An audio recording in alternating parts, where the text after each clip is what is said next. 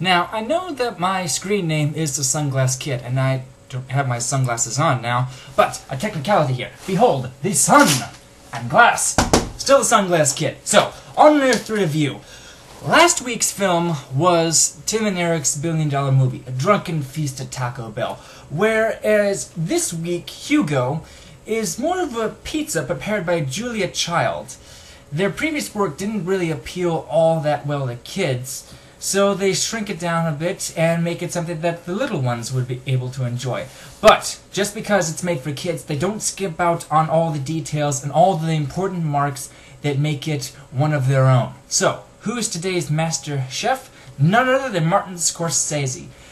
My experience with Scorsese films is just one, and it was the Academy Award-winning one that actually earned him his first award for Best Picture, The Departed. Well shot and all, good acting, yada yada. I didn't really care for it. I didn't like the story of it, the ending of it all. So, I was surprised, like everyone else, that he's going to be making, a film that's rated PG. Really? Although it does make sense. He's probably just doing it for the kids. The same reason why Bruce Willis was in Over the Hedge or Chris Rock is in Madagascar films. They're making something for their children so they don't have to say, wait until you're 21 to see this film. Or 17, or however old you have to be to understand those things. So, where is this child-friendly environment taking place in this Scorsese film? Paris, in the late 1920s and the early 1930s, when you could actually see all the tech at work. Like, well, it's nothing like this, where, look, it's a foreign object. For all I know, it's a rock that spits out magical music.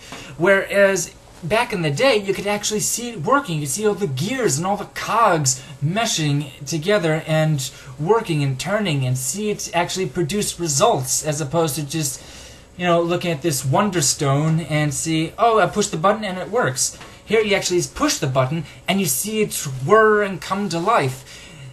Back to an era where machines actually felt alive.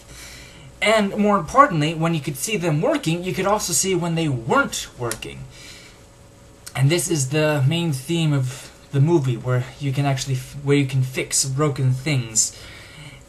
And as always in a Scorsese film, it is beautiful to look at. All the cinematography and all the shots, all the lighting, the characters, the rich environment that it's in. No detail goes unnoticed. Nothing, no stone is unturned in this.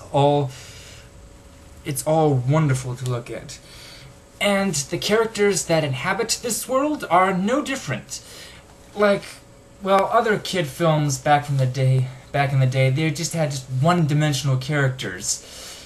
But here, they're all fleshed out. Like the station inspector, for example, he could, I'm afraid in other iterations, he would have just been taken, he would have been the bad guy who never really got his way and always stumbled and tripped over things. But here they gave him a heart.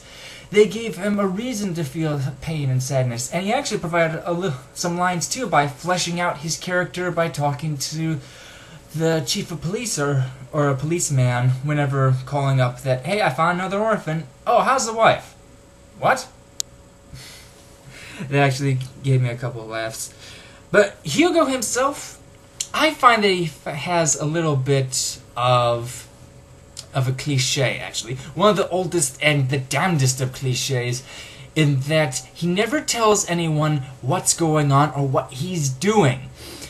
And at first I chalked it up to being he's shy, he'd never really had much interaction. But the more I thought about it, the more I realized that Hugo isn't some child prodigy who can fix everything. He is also a magician. He is, like any good magician, he doesn't show you what the trick is until the very end.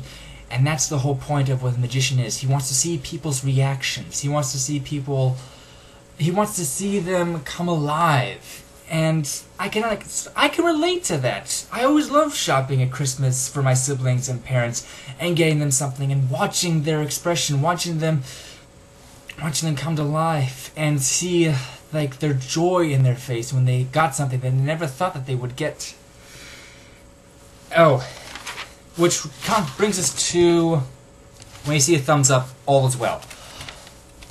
Papa George, at the end of the film, when he's giving his speech at the end, and before he has his speech, and everyone stands up, it still kind of has me choke up a little bit, because it speaks to one of the most basic human needs, not to be forgotten, that hopefully we leave a legacy behind, hopefully we can leave something that people will remember us by.